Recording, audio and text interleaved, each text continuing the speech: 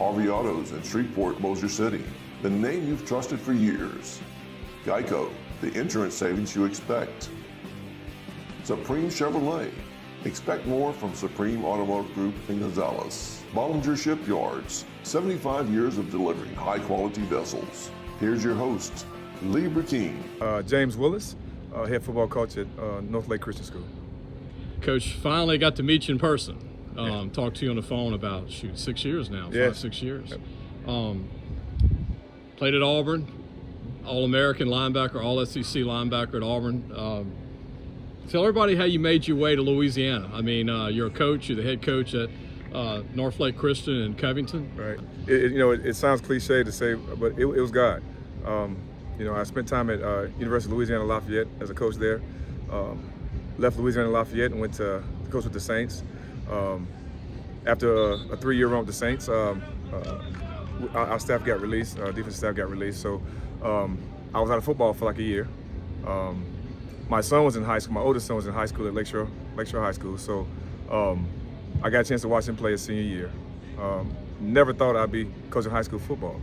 I can remember sitting in the stands, watching him play and listening to the fans, beating up the head coach from the stands. I was like, boy, it must be hard being a high school football coach, But God saw my future to be a high school football coach. I got a call from Jeff Ireland, who was our player personnel guy with the Saints. He had children at Northlake Christian School, and they had a change as far as head coaching, and he asked me would I be interested in talking to the headmaster, and I came over, interviewed, and as soon as I got here, I fell in love with it. I have 2 children myself. I have my son who plays for me. He's a senior this year. My daughter's in the 7th grade, but at the time she was in kindergarten. So, all of my career, coaching in college is a little different. I mean, it's a 24/7, 365 job. Right. So, I didn't get to see my kids a lot. So, when this opportunity came about, I didn't know why it happened, but here again, it was God. So I had a chance to be there in the same school with my daughter and my son. My daughter's classroom was right across the hall from my office. I can come to chapel every day and see my kids there worshiping and fellowshipping, and it's a family environment. So it was perfect. I think also just the fact that, I've been where a lot of these kids are trying to go. Right. Has been a great experience for us, all of us. So here again, just sharing the knowledge, sharing the experience of what it's like to be a college football player, also showing what it's like to be recruited on both sides and the things that coaches are looking for. And, we try to model our program after that. So the biggest thing is we try to set our kids up for success on the next level, no matter what it is. But we keep God first. And that's why we love about our program. We are allowed to celebrate the Lord.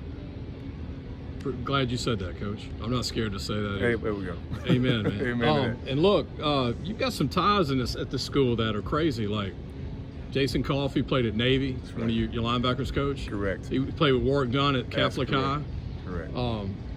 Somebody told me that Ronald Curry from UNC basketball, his son's on the team. That's correct. That's mind-boggling. It's those things like that can really kind of sets your program apart for people. Yeah.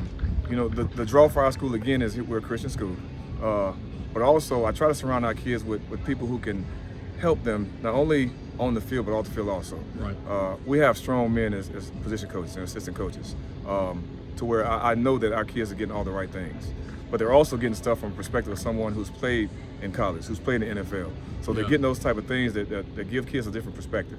We've seen everything from the side of the helmet that they're looking at also. And Coach Willis, you have a kid, Charlie Gilmore. Mm-hmm. Me and you talked about a minute ago. A great-looking athlete. Yes. I mean, wouldn't even like you said, don't put him on a position tie right now. No. I mean, he's 6'2", 215, That's right.